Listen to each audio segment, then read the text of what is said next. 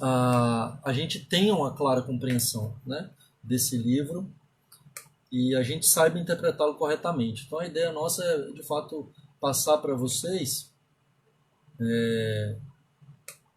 essa visão do livro aí de forma mais clara, né? E aí vou tentar a última vez compartilhar, se der certo Deus, se não der, paciência, né? Então, acho que agora vai. Vamos orar para a gente poder começar, queridos? Santo Deus, obrigado pela tua palavra que é viva, rica, ela fala ao nosso coração. E nessa noite, ó Deus, nós ansiamos ouvir a tua voz. Nós estamos reunidos aqui em teu nome, a tua palavra diz que onde 2 ou 3 estivessem reunidos em teu nome, ali o Senhor estaria. E temos certeza, ó Deus, da presença do Senhor, o Deus onipresente, o Deus todo-poderoso, e o Deus que fala ao nosso coração, que ministra a nossa alma, que nessa noite possamos compreender mais da tua palavra, por intermédio da iluminação do teu Espírito Santo. Fala conosco, Senhor. Oramos em nome de Jesus. Amém. Boa noite, Alberto. Deus abençoe sua vida, querido. Vamos começar então o nosso estudo. Quem compartilhou aí, quem ainda não compartilhou, compartilhe. Nas últimas semanas, nós vimos algumas coisas já. Então nós vimos que o resumo de Apocalipse, abre lá comigo, né? Está no capítulo 1, verso 19. Então o apóstolo João ele vai dizer: escreve, pois, as coisas que viste, capítulo 1, as coisas que são, capítulo 2 e 3, e as coisas que hão de acontecer depois dessas, capítulo 4 a 22. A gente viu então no capítulo 1, né, a pessoa de Cristo, a revelação de Jesus Cristo, né? Nós temos então a imagem de Cristo como Deus Todo-Poderoso, ressurreto, glorificado. Seus olhos são como chamas de fogo, seus pés são como bronze polido, da sua boca sai uma espada de 2 gumes. Nós temos ele no meio dos 7 candeeiros, que são as 7 igrejas. Ele está no meio das igrejas e tem na sua mão as 7 estrelas, que são os 7 pastores das 7 igrejas. Nós vimos o capítulo 2 e 3 semana passada. Para quem não conseguiu acompanhar, esses estudos estão no YouTube, tá bom? Pesquisa lá depois, Daniel Simoncellos no YouTube, que você vai ter alguns estudos bíblicos lá, incluindo esses aí de Apocalipse que a gente já viu nas semanas anteriores. E aí, então, nós vimos as 7 igrejas, né? Então, que são os destinatários dessa carta, né, que João escreve da revelação que ele recebe de Jesus Cristo. E aí nós temos que as 7 igrejas são, a sequência delas são na sequência, na ordem que o entregador da carta passaria. Então ele passaria, né, no porto primeiro, que é a cidade de Éfeso, saindo de Patmos então para a cidade de Éfeso, depois Esmirna, Pérgamo, Tiatira, Sardes, Filadélfia, Laodiceia e a última. Né? E aí vimos então que cada uma dessas igrejas tem mensagens profundas para nós, porque 7 igrejas, lembrando como interpretar Apocalipse. Apocalipse não se interpreta de uma maneira meramente literal, como nós interpretamos cartas, por exemplo. A literatura apocalíptica é uma literatura que tem um simbolismo muito grande.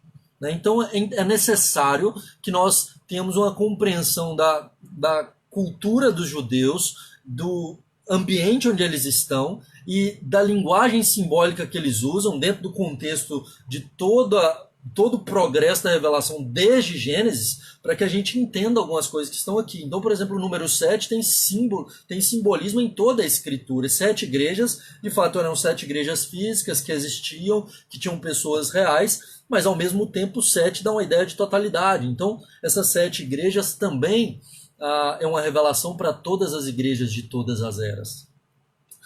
E aí então a gente viu que esse livro ele deve ser interpretado dessa maneira, e além disso, né, quando a gente pensa na estrutura do livro de Apocalipse, querido, quando você for estudar um livro da Bíblia, pense na estrutura dele, pense no autor, pense no que de fato ele está querendo comunicar, para que você não tenha uma interpretação que a gente chama na hermenêutica de atomista. O que é uma interpretação atomista? Quando você pega um trecho menor e entra nele com uma lupa e às vezes perde a noção do todo, né? Então isso às vezes acontece, por exemplo, quando a gente pega um texto e a gente está preocupado com palavra por palavra, mas você perde o sentido no todo.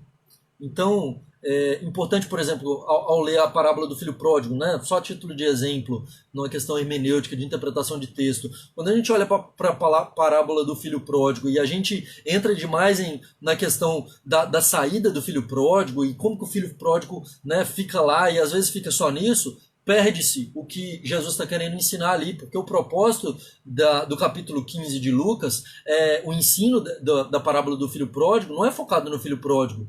O ensino dele é para os fariseus, os escribas que estavam julgando Jesus porque ele recebia pecadores, porque ele recebia publicanos, porque esse pessoal estava se arrependendo e chegando até ele. E aí eles estavam dizendo, ele come com publicanos, ele recebe publicanos. E aí se você focar muito no filho pródigo, você vai perder de vista que Jesus ele fala da parábola da ovelha perdida, a parábola da moeda perdida e a parábola do filho perdido. E aí ele está dizendo justamente para os escribas e fariseus, vocês se alegram quando encontram um animal, vocês se alegram quando encontram dinheiro, mas vocês não se alegram quando uma pessoa é encontrada. E o foco ali está justamente no filho mais velho, né? Há uma festa lá e ele não quer participar dela.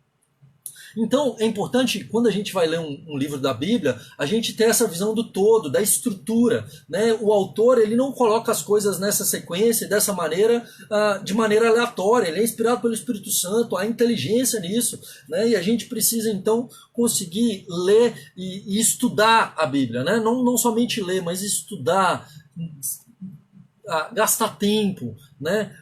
Ler alguns comentários, né? Buscar uma profundidade maior no estudo, no contexto, todas essas coisas. Então o Apocalipse ele também tem uma estrutura, né? E basicamente nós vamos ter uma estrutura de quiasmo. Então o que é quiasmo? O pessoal que tem acompanhado os estudos aí de terça-feira no Evangelho de Marcos, né, fazendo uma propaganda toda terça às 8, a gente tem um estudo de Marcos na congregação aqui da primeira igreja que a gente está plantando, que é a Igreja Presbiteriana Esperança. Então na IPB Esperança VIX, aqui no Face, a gente tem feito o estudo de Marcos e ele usa muito essa questão, né? O quiasmo basicamente é quando você tem repetições e ele trabalha numa estrutura, né, em V,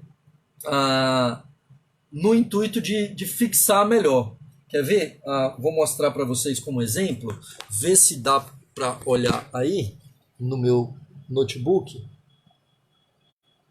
Tá vendo? Isso é um quiasmo, tá bom?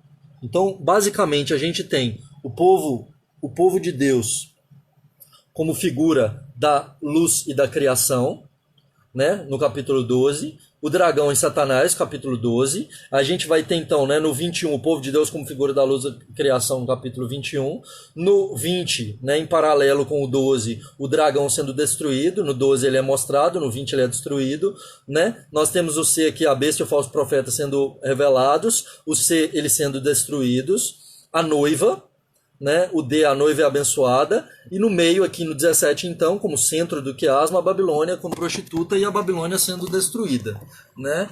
Não sei se deu para ver direito aí, mas isso é um quiasmo, tá bom? E o livro de Apocalipse, ele é trabalhado dessa maneira, nessa estrutura, sendo que do 12 ao 22 é basicamente uma repetição do 1 ao 12, tá bom?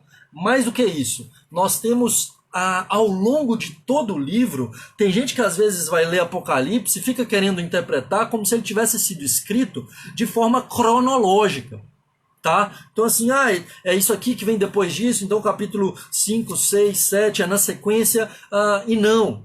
O livro de Apocalipse ele é escrito pelo apóstolo João de maneira lógica, e dentro de uma estrutura. Eu espero que ao longo das semanas você tenha isso muito claro na sua mente. Eu me comprometo a tirar dúvidas com você depois também, caso você não entenda durante, para que você tenha isso um pouco mais claro na sua mente. Vou tentar mostrar isso aqui também, né? Só depois comenta aí se deu para ver a questão lá do quiasmo, porque aí depois eu viro para mostrar algumas outras coisas aqui no computador, porque na transmissão eu não consigo fazer isso, né? A tecnologia aqui não nos ajuda muito, no meu caso, né? Não sou tão afeito assim.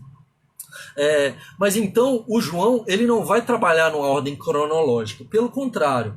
William Hendrickson, e aí uma sugestão de comentário do livro de Apocalipse, caso você queira aprofundar, ele tem um livro de Apocalipse chamado Mais que Vencedores, que é basicamente um comentário breve de Apocalipse, mas muito bom, e ele é quem apresenta essa proposta de um paralelismo progressivo, onde nós temos 7 sessões paralelas e progressivas ao longo do livro de Apocalipse. Então, desde o capítulo 6 até o capítulo 20, nós temos 7 sessões que são paralelas e progressivas, intensificando a ideia do juízo. Então, quando a gente olha, por exemplo, como que o livro é escrito, é importante a gente entender isso, que cada uma dessas sessões, né, por exemplo, você vai ter os 7 selos, né, então é a primeira parte aí das sessões, né, desses 7 ciclos, que vai começar lá no capítulo 6, essa visão dos 7 selos. Então você tem os 7 selos. Os 7 selos é uma visão que João está passando para mim e para você, do capítulo 6 até o capítulo 8. E os 7 selos inicia na ressurreição, na primeira vinda, quando Jesus é assunto aos céus, e ele finaliza, o 7º selo, finaliza na segunda vinda, na vitória de Cristo. Ok? Então veja, os 7 selos, ele não dá início a uma coisa e aí quando começam as 7 trombetas é um novo ciclo. Não. As 7 trombetas acontecem em paralelo e é como se a gente estivesse vendo um seriado de Netflix ou um filme e João mostra uma perspectiva que vai daqui até aqui, até o fim, sobre uma visão. Depois, quando ele vai narrar 7 trombetas, ele vai mostrar a mesma perspectiva, obviamente de forma progressiva, e essas coisas vão se intensificando e aproximando do fim, mas iniciando na ressurreição de Cristo e terminando na segunda vinda. Então, todas essas 7 sessões do livro de Apocalipse narram a mesma história do início ao fim. Ele repete, mas de perspectivas distintas, dando visões, ampliando a nossa visão e acrescentando coisas, né, em um paralelismo progressivo. Isso é muito usado na literatura judaica. Tá bom? Então, por exemplo, você tem os 7 selos, você tem as 7 trombetas, você tem a visão do dragão, da besta que emerge do mar, a besta que emerge da terra, que é a visão de Satanás, o anticristo e o falso profeta, tá? Então, tudo isso que ele está narrando para nós, as pestes, as guerras, as mortes, tudo isso se inicia na primeira vinda e vai até a segunda vinda. À medida que ele vai aproximando dos últimos ciclos, as 7 taças, né, a grande meretriz, e aí ele vai aproximando e chegando mais próximo do final, ele vai intensificando isso e mostrando do início ao fim, mas com ênfase maior, ou no início ou no final. Ok? Então, basicamente, o apóstolo João ele vai trabalhar dessa maneira para nós, e em forma de quiasmo. Deixa eu mostrar o livro inteiro, veja aí se dá para ver o desenho, tá bom? Eu vou narrando para vocês. O desenho em forma de quiasmo é esse, tá? Do livro inteiro. Então olha como tá o panorama de Apocalipse. Então você tem o capítulo 1 a 3, que é Jesus entre as 7 igrejas, e o capítulo 22, que é Jesus de fato no meio da sua igreja novamente, reinando com ela. Você tem o capítulo 4 e 5, que é o Criador reinando e o Cordeiro o Redentor. Então aquela visão de João, né, do Cordeiro no céu juntamente com o Pai. E o capítulo 21 e 22 é Deus e o Cordeiro novamente, né, reinando no meio do seu povo. No meio aqui nós temos os 7 ciclos, tá bom? Aqui só tem 6, mas são 7 na verdade. Então você tem os 7 selos, as 7 trombetas, né? Você vai ter aqui a visão da tríade do mal, você vai ter as 7 taças, você vai ter a queda da grande Babilônia, a queda da besta e do falso profeta, e no capítulo 20 de novo, no milênio, que seria um 7º aqui, o 7º ciclo, tá? Então, todo o livro de Apocalipse ele é estruturado de maneira belíssima, no intuito de mostrar o quê? Que Deus vai reinar com a sua igreja, que o mal vai ser destruído. Do início ao fim, ele está mostrando isso. Jesus Cristo ressuscitou, ele vai voltar. Nesse meio tempo, os sinais da vinda vão se intensificando. O julgamento de Deus, então, ele já se inicia, desde já. Né? Então, desde a ressurreição de Cristo, nós temos sinais da vinda, anticristos no nosso meio, perseguição à igreja, pestes, guerras, rumores de guerra, perseguição aos cristãos, mártires. Nós temos o evangelho sendo pregado, tudo isso. E à medida que vai se intensificando esses sinais, vai se aproximando do fim, até que surja a figura do anticristo, até que então ele será totalmente destruído e Cristo vai reinar com a sua igreja. Ok, meus irmãos? Vamos então para o texto bíblico, e a ideia nossa hoje é a gente poder entrar no texto efetivamente. Entra lá comigo, capítulo 4, Apocalipse 4. A gente vai tentar entrar pelo menos aí alguns capítulos adentro, tá bom? Então no capítulo 4, nós temos a visão do trono de Deus. Né? Abra sua Bíblia aí, Apocalipse 4, né? Espero que você já esteja com ela aí. E aí, então, depois das coisas que são, ele já narrou para 7 igrejas a revelação de Jesus Cristo para elas, né, todas elas com a mesma estrutura. Agora, a partir do verso 4, são as coisas que iam de acontecer. E aí, o que nós temos aqui no capítulo 4? Ele vai dizer que Deus estava no trono, então ele vê no céu, né, e ele sobe, e aí... Veja no verso 1, sobe para aqui, te mostrarei o que deve acontecer depois dessas coisas. Então ele vai dizer as coisas que devem acontecer, ou seja, as coisas que irão acontecer. A revelação de Jesus Cristo, então, essas coisas vão acontecer. Algumas delas estão acontecendo e algumas irão acontecer. Veja a importância da gente estudar Apocalipse para que a gente consiga interpretar os sinais, que a gente possa entender. Para que a gente não tenha uma visão só de filme. Que às vezes a interpretação de Apocalipse que a maioria da igreja evangélica tem não é por estudar a Bíblia, é por ver filme, por ver ficção. Por favor, não faça isso, né? Porque os filmes são muito ruins, teologicamente falando.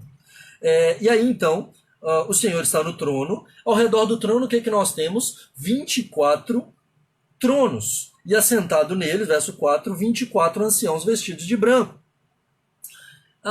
24 anciãos, a linguagem é simbólica. O apóstolo João vê o Senhor assentado no trono e nós temos então 24 anciãos reinando juntamente com ele. E o que 24 anciãos ensina para nós nesse texto? Nós temos então, veja, as coisas que têm números que você consegue entender que ele tem múltiplos, normalmente vai fazer sentido. 24 são 12 e 12. Então, o que nós temos aqui reinando com o Senhor? 12 patriarcas do Antigo Testamento, nós temos os 12 filhos de Jacó. A igreja do Antigo Testamento reina com Deus, reinará com ele. E os 12 apóstolos do Novo Testamento, a igreja do Novo Testamento. Então, a igreja veterotestamentária e a igreja neotestamentária que reina com o Senhor, né? Então, querer interpretar em qualquer coisa além disso não vai fazer muito sentido. Mais do que isso, nós temos 4 seres viventes, né? E esses 4 seres viventes, cheios de olhos por diante e por detrás, então eles têm um conhecimento muito elevado, né? E esses 4 seres viventes, que são seres angelicais, né? Ele vai dizer que são seres... que são anjos, né? Esses anjos, esses seres angelicais, esses 4 a gente vai ter então o primeiro semelhante ao leão, o segundo semelhante ao novilho, o terceiro como homem e o quarto como a águia. Ao longo da história, né, só narrando para vocês uma interpretação histórica, né, ao longo da história da igreja, a gente vai ter, por exemplo, alguns intérpretes da Bíblia trazendo o significado aqui. Então, por exemplo, o Arthur Bloomfield, ele vai dizer que esses 4 seres aí, né, angelicais, representam o leão, o novilho, o homem e a águia, representam os 4 evangelhos, né, porque o leão, Mateus apresenta Jesus para nós como rei, o novilho, Marcos apresenta Jesus para nós como servo sofredor, o homem, Lucas apresenta para nós Jesus como o homem perfeito, e João, né, que apresenta Jesus como o Filho de Deus que desceu do céu, a águia, né, muito bonito. Mas muito provavelmente o apóstolo João não está falando disso. Basicamente, olhando dentro da cultura judaica e interpretando esses 4 seres viventes que estão ao redor de Cristo, né? E cada um deles, a imagem aqui são de serafins, tá bom? E cada um deles tem 6 asas. Então você lembra lá da revelação que Isaías tem no capítulo 6, quando ele diz que serafins estavam diante dele, clamavam uns para os outros, santo, santo, santo é o Senhor dos exércitos, e cada um tinha 6 asas, com 2 cobriam o rosto, com 2 cobriam os pés, com 2 voavam. Aqui nós temos esses 4 seres angelicais, um tem rosto de leão, um tem rosto de novilho, um tem rosto de homem, um tem rosto de águia. E esses 4 seres angelicais, cada um deles tem 6 asas e cada um deles está clamando santo, santo, santo é o Senhor. Esses seres, então, o que dentro da cultura judaica representa? Dentro da revelação bíblica, desde o de Gênesis, eles representam a criação, adorando a Deus. Então, a imagem de um leão, os animais selváticos, criados pelo Senhor. O novilho, os animais domésticos, louvando ao Senhor. O homem, como a coroa da criação, ele não é mais um animal. Né? O homem não é um animal racional. Ele é a imagem e semelhança de Deus. O homem, adorando a Deus. E por fim, a águia, que representa os animais que voam. Então nós temos a representação de toda a criação adorando a Deus aqui em Apocalipse capítulo 4. Deus é digno de receber toda adoração, todo louvor, toda honra e toda glória. Capítulo 5, seguindo, nós temos na mão direita do Senhor um livro selado. Então, um livro selado nas mãos daquele que está sentado no trono e selado com 7 selos. Olha que legal o verso 2, só abrindo um parêntese, vi também um anjo forte. É muito legal que a Bíblia traz algumas informações que às vezes a gente passa despercebido. Um anjo forte, né? Um anjo forte, queridos, não é um anjo mensageiro, entendeu? Então a gente vai ter, por exemplo, imagem de anjo forte na Bíblia, uns seres que são gigantescos. Tinha um anjo forte, por exemplo, que um pé dele está no mar, o outro está na terra. Né? Na ressurreição de Cristo, quando a pedra é removida, a gente tem um relato de um anjo que desce do céu, e o relato bíblico diz que na hora que ele desce tem um terremoto. Você já viu o filme do Superman, quando ele aterriza assim meio espalhafatoso, e quando ele bate na terra, assim, a terra, né, faz aquela chacoalha? A gente tem isso aqui na Bíblia, quando anjos descem. Agora aqui então a gente tem um anjo forte aqui. Né? Mas voltando aí para a interpretação do texto, esse livro está selado, está na mão do Senhor. O livro na mão do Senhor significa que ele está no controle da história. Ele tem a história nas suas mãos. Ele é o soberano. Não tem pandemia, não tem Covid-19, não tem peste negra, não tem nada que aconteça que não esteja na mão direita do Senhor, no governo dele, na soberania dele, nos decretos dele. Ele continua reinando, ele está sentado no trono, não importa o que aconteça, ele governa e ele tem nas suas mãos o livro. E esse livro selado, quem pode abrir o livro? E aí nós temos um drama no céu. Porque essa grande voz diz: quem é digno de abrir o livro e desatar os selos? E nem no céu, e o João está lá, ele vendo, né, como se ele estivesse vendo ele está vendo um filme, ele está vendo a narrativa ali, ele está vendo, né, ao vivo e a cores, e aí ele está vendo aquilo e falando: nem no céu, nem sobre a terra, nem debaixo da terra, ninguém podia abrir o livro e nem olhar para ele.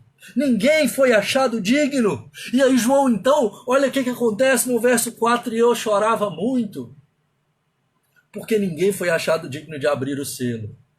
E eu rio porque a gente sabe que tinha alguém que era digno. Então ele vai dizer: não, tinha alguém sim. O livro de Apocalipse está aqui para dizer para nós que Deus está no controle da história e que o final, dou spoiler para você, nós vamos vencer. No final, o Cordeiro reina juntamente com a sua igreja, sofredora sim, que vai passar por percalços, mas no fim ele está no controle de todas as coisas, ele é digno de desatar os selos. Ele venceu. Ele está no controle da história e tudo caminha para a glória dele. Ele foi achado digno. E olha que legal. Um dos anciãos me disse: não chores. Eis que o leão da tribo de Judá. Leão da tribo de Judá. Interessante porque às vezes a gente cita algumas coisas e a gente não pega o que ele está querendo dizer. Isso aqui é símbolo também. Né? Tem símbolos que a gente tem mais familiaridade. Leão da tribo de Judá justamente é uma alusão a Gênesis 49, que é a bênção de Jacó para o seu filho Judá, o quarto filho, mas que torna-se o primogênito. Porque quem recebe o quinhão dobrado, quem recebe a herança dobrada é José, por meio de seus dois filhos, Efraim e Manassés. Mas quem recebe a bênção da primogenitura é Judá. Judá é quem recebe a bênção de que dele sairia o Messias, dele sairia aquele que iria reinar para todo sempre, o leãozinho. Jacó vai dizer, Judá é como um leãozinho, dele não vai apartar o cetro, ele vai reinar e seus irmãos se curvarão diante dele. Quem que é o leão da tribo de Judá? O descendente de Judá, Jesus Cristo. De Judá vem Davi, e aí por isso que ele vai dizer a raiz de Davi, o rebento que vem de Davi. Deus havia prometido que um descendente de Davi haveria de se assentar no trono para todo sempre. Ele está no trono, ele venceu, ele representa a humanidade. Ele, como homem, ele nasce como homem, ele vem, ele nos compra de volta para si, para nos resgatar, para mudar a nossa história, que era uma história de destruição, de morte, de condenação. Ele venceu. Veja o que ele diz: a raiz de Davi venceu para abrir o livro e os seus 7 selos. Ele venceu. E aí então, qual que é a imagem que ele dá? O rei, o leão da tribo de Judá. E João então vira para olhar. Mas quem que ele vê no verso 6? Vi no meio do trono e dos 4 seres viventes, e entre os anciãos, de pé, um cordeiro. Ele não vê o leão, ele vê um cordeiro, como tendo sido morto. Ele tinha 7 chifres, bem como 7 olhos, que são 7 espíritos de Deus. Linguagem simbólica. O leão, o rei, ele reina. O cordeiro, como que foi morto, ele é o cordeiro de Deus que tira o pecado do mundo, e ele ressuscitou. 7 chifres, o chifre na visão judaica representa a força, ele tem todo o poder, ele é o Deus todo-poderoso. 7 olhos, ele é onisciente. Os 7 espíritos de Deus representa o sétuplo espírito de Deus que a gente viu no capítulo 1, que é uma alusão a Isaías 11, verso 2. Tá? Então depois você lê lá, que é o sétuplo Espírito de Deus. Então ele venceu e comprou para Deus, é isso que ele vai dizer. Né? Então nós temos, ele toma do livro os 4 seres viventes, os 24 anciãos, tendo cada um deles harpas, taças de ouro com as orações dos santos, eles entoam um novo cântico dizendo: digno é de tomar o livro e abrir os selos, porque foi morto. Então ele morreu, o cordeiro morreu, e com o seu sangue ele comprou para Deus todo mundo. Veja, isso aqui ele já está narrando uma coisa que inicia na ressurreição e vai até a segunda vinda. Ele comprou, ele resgatou, eles estão salvos para sempre, preservados até o fim, e eles vão reinar com Deus para todo sempre. E veja o verso 11: ouvi uma voz de muitos anjos, dos seres viventes, milhões de milhões, milhares de milhares, glorificando a Deus, dizendo: digno é o cordeiro que foi morto de receber o poder, a riqueza, a sabedoria, a força, a honra e a glória e o louvor. E eu vi que toda criatura, veja, ele já está mostrando aqui todos os seres que respiram, tudo que foi criado, adorando a Deus, né? Dizendo: aquele que está sentado no trono e ao cordeiro, o louvor, a honra, a glória, o domínio pelos séculos dos séculos. Toda língua confessará, todo joelho se dobrará. E os 4 seres viventes respondiam amém, e os anciãos se prostravam e adoravam. Aqui é a imagem da igreja, a imagem da criação, tudo adorando o Senhor. Os 24 anciãos representando a igreja do Antigo e Novo Testamento, os 4 seres viventes, toda a criação adora a Deus. O Deus que é digno de todo louvor, o Deus que nos resgatou, o Deus que redime toda a criação por meio de seu Filho, tudo por meio dele, para ele. Louvado seja o nome do Senhor.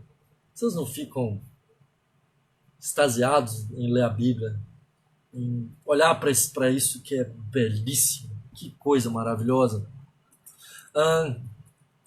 Vamos lá. Vamos entrar nos 7 selos?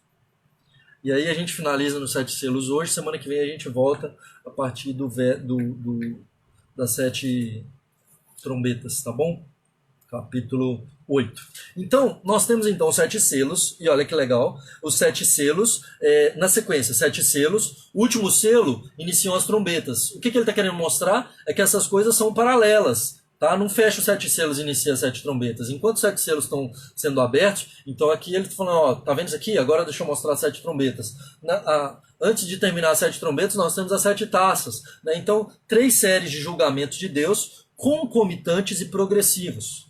À medida que vai passando, nós temos então o juízo de Deus se intensificando. Esses julgamentos progressivamente vão piorando, se tornando mais devastadores à medida que o fim dos tempos se aproxima.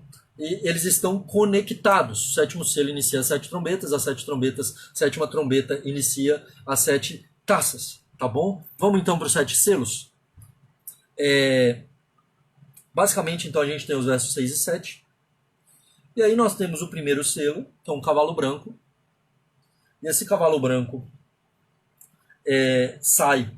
foi dado um arco, foi lhe dada a coroa e saiu vencendo para vencer. Esse talvez seja o mais complicadinho da gente interpretar. Por quê? Porque esses 4...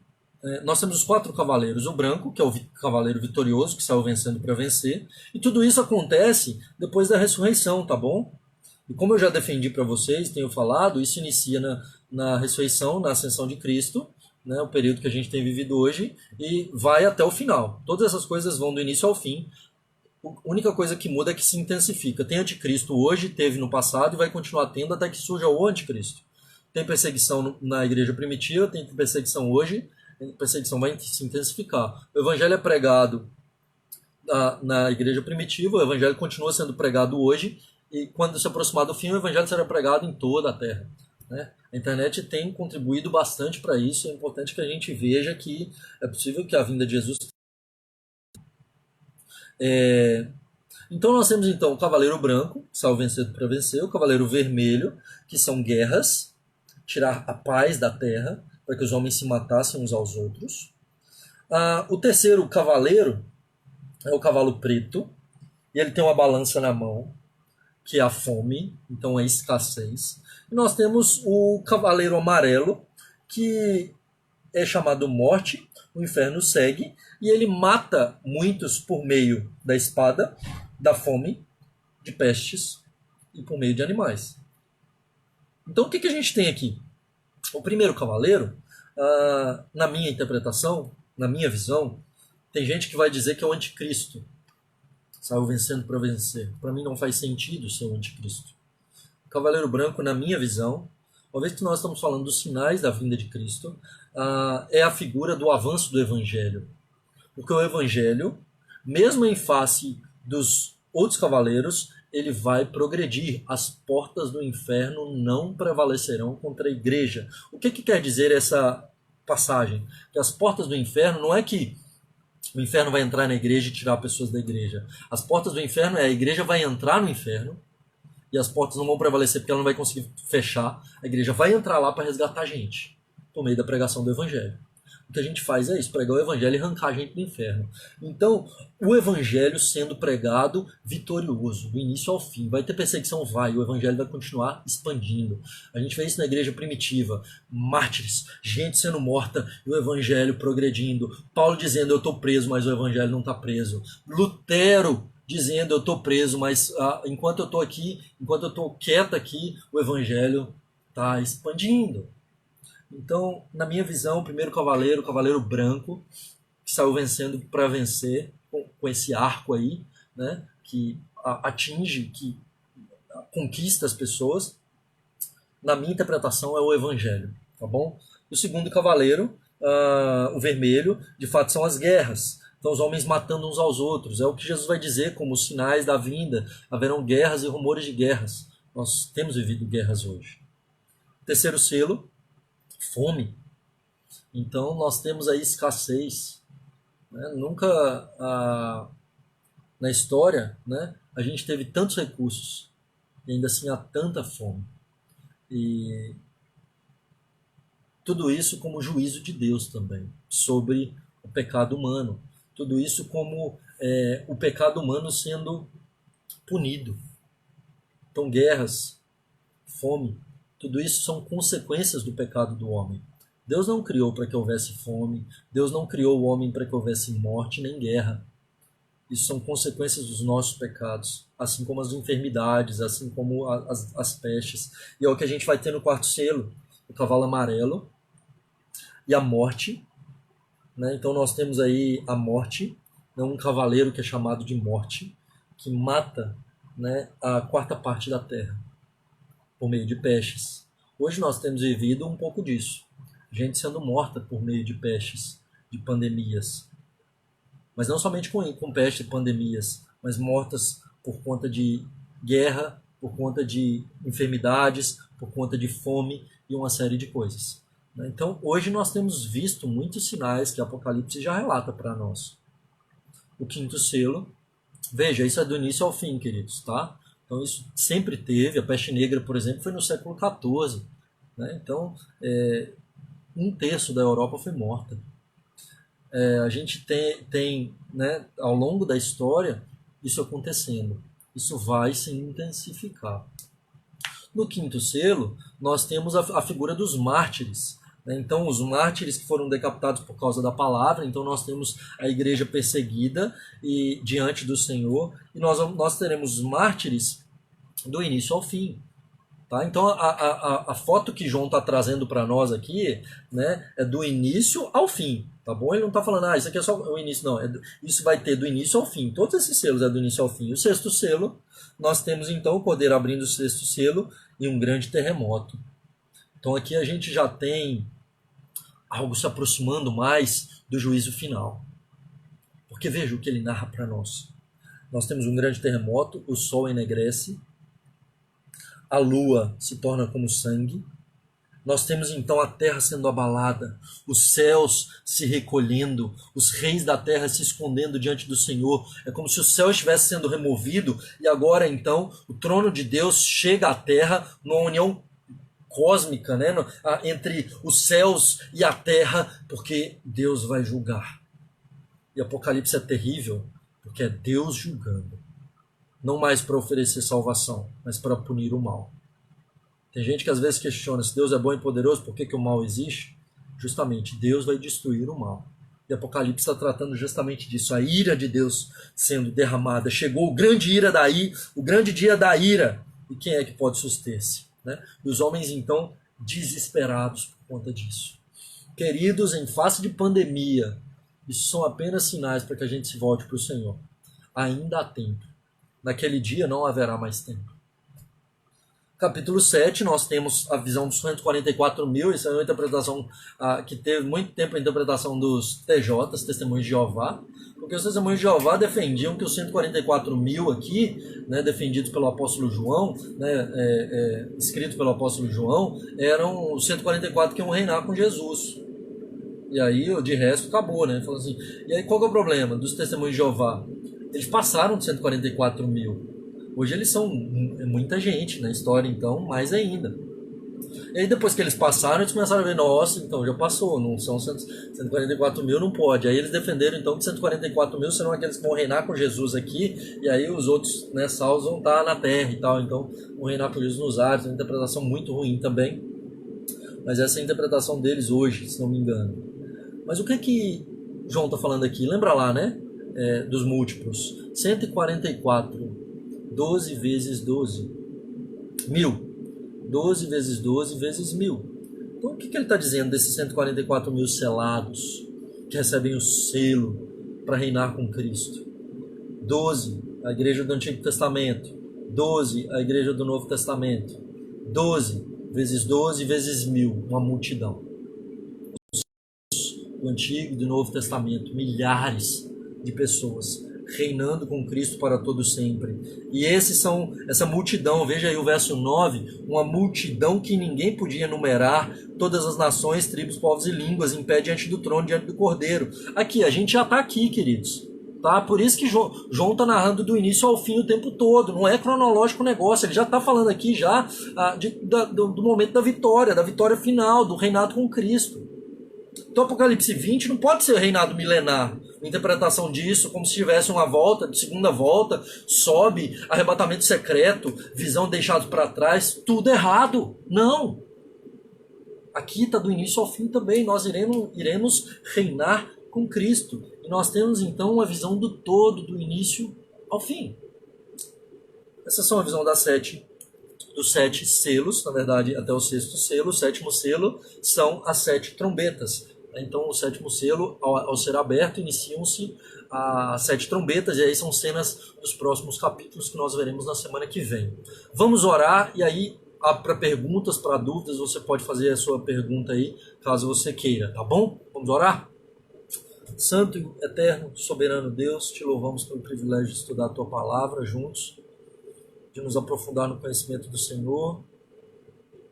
Te louvamos porque o Senhor nos deu um livro e o Senhor nos dá ferramentas para que a gente possa interpretar esse livro. Dê-nos sabedoria do alto, iluminação do teu Espírito, para que possamos entender da palavra do Senhor, não no intuito de mera apreensão intelectual, mas no intuito de viver para a glória do Senhor, na expectativa da vinda do nosso Redentor, glorificando ao Senhor com todo o nosso ser, amando o Senhor acima de todas as coisas, colocando a nossa expectativa no nosso coração, na eternidade, não nessas coisas passageiras dessa terra, naquilo que será consumido pelo fogo.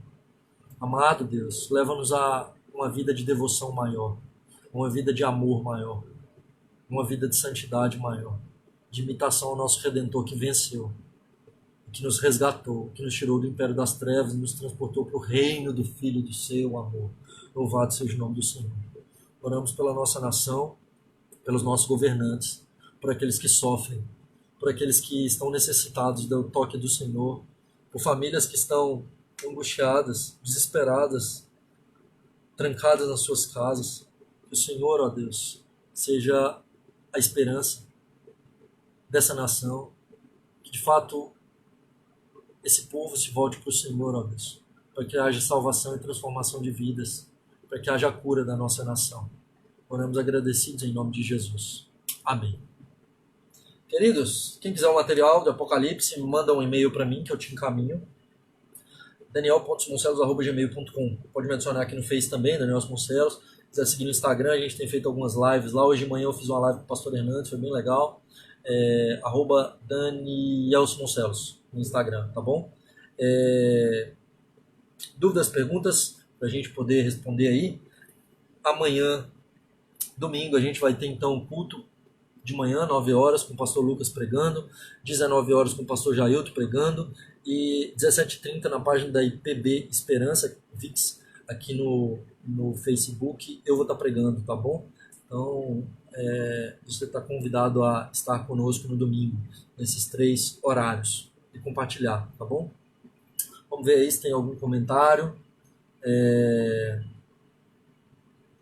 Ritinha, Deus abençoe, querida. Tamo junto. Wanda, boa noite, querida. Vilma Pessoa, amém. Deus abençoe sua vida. Adriana Bicalho, Deus te abençoe, querida. Amém, amém, amém. Glauci, amém.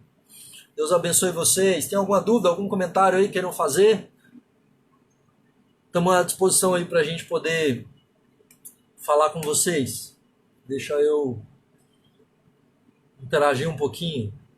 José, fala Zezé. Avante. Deus te abençoe, meu brother. Tamo junto. Cristina, Deus te abençoe, minha querida. Aí a Rebeca. É a Rebeca, filha da Cleide. Oi, Rebeca, Deus te abençoe. Por que 7 é o número da perfeição e o 6 da imperfeição? Muito boa pergunta. O 7 aponta para os 7 dias da criação, aponta para o Senhor Deus. E por que o 6 aponta para imperfeição, né? Vamos dizer assim, na verdade não é imperfeição, né? Dá uma ideia de incompletude, dá uma ideia de não completo, não chegou no 7, Porque o 6 é número de homem. E por que o 6 é número de homem? Porque o 6 foi no sexto dia da criação que o homem foi criado. Tá? Ah, tem o 666 aqui? Eu não falei ou é mais pra frente?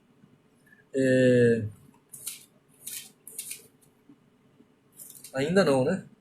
É 66 mais pra frente, eu acho. Então, justamente isso. 6 é número de homem, por isso que é imperfeito. 7 aponta para o Senhor Deus, né, o número da perfeição, de completude. Né? O 6 de incompletude aí, o número de homem.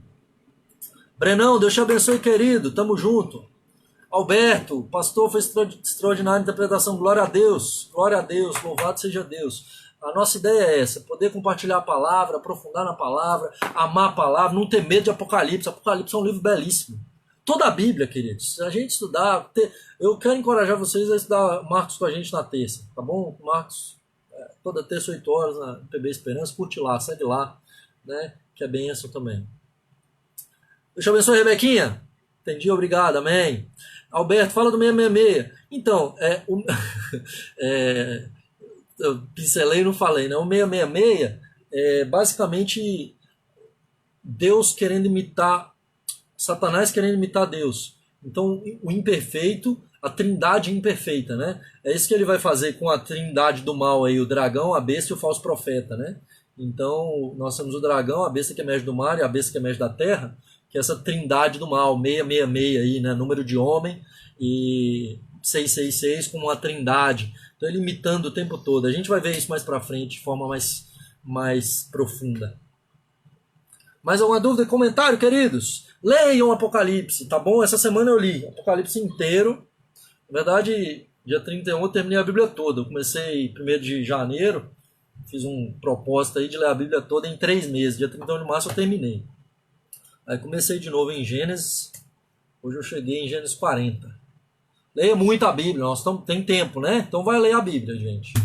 E 40 capítulos aí em 3 dias. Vamos ler mais. Vamos lá. Daniel Rangel, Deus te abençoe, meu brother. Há algum paralelo entre João no livro de Apocalipse e Ezequiel? Sim.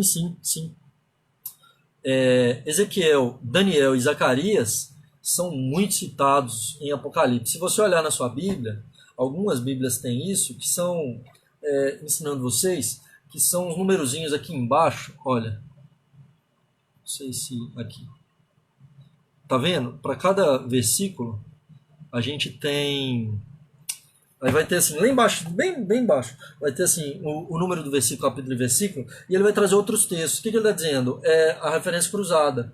Então você vai ter em Apocalipse, por exemplo, muitos textos, né? Então vamos ver lá, ó.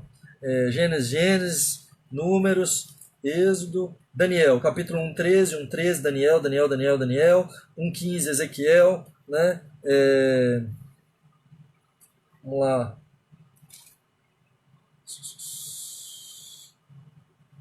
5:1 Ezequiel, 4:2 Ezequiel, 4:5 Ezequiel, 4:6 Ezequiel, 4:6-7 Ezequiel, Zacarias 6:2, Zacarias 6:4, Zacarias 6:5. Né? Então, Zacarias, você vai ter as imagens dos cavaleiros lá em Isaías, os cavalos brancos, tananã. Tem aqui também, Apocalipse. O João ele vai pegando toda essa literatura apocalíptica do Antigo Testamento, e não somente isso, todo o progresso da revelação desde Gênesis, o João está usando como base a Bíblia toda. Então ele está trazendo a revelação para nós, a gente interpreta a Bíblia a partir da Bíblia, né? Giovanni Daniele Rosa, amém, querido, aprendo muito contigo, glória a Deus, tamo junto. E mais alguma dúvida, gente?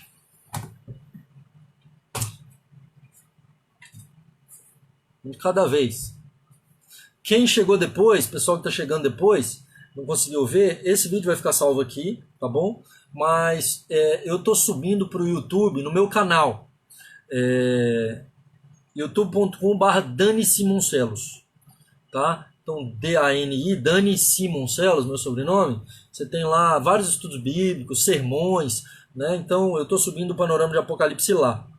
O de terça-feira de março eu tô subindo na página da IPB Esperança. Me inscreve lá também, tá bom? Igreja Presbiteriana Esperança, lá no Facebook, no YouTube. Mais alguma dúvida? Pedro, Deus te abençoe, querido. Heavy, significa os selos, as trombetas e as vozes.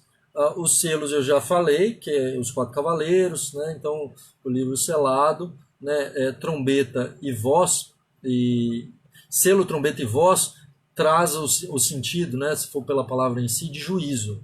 Então inicia o juízo, ele abre o selo, depois a trombeta toca, que é o bicho pegando, aí você tem as vozes e você tem as taças, né? Aí vai terminar com as derramadas, né? Mas são paralelos, juízo de Deus, paralelos e progressivos, o juízo de Deus sendo intensificado até o fim. Rafa, Deus te abençoe, querida, bom tê-la conosco. Como é que tá em São Paulo aí? Vocês estão para cá ou estão aí trancafiado?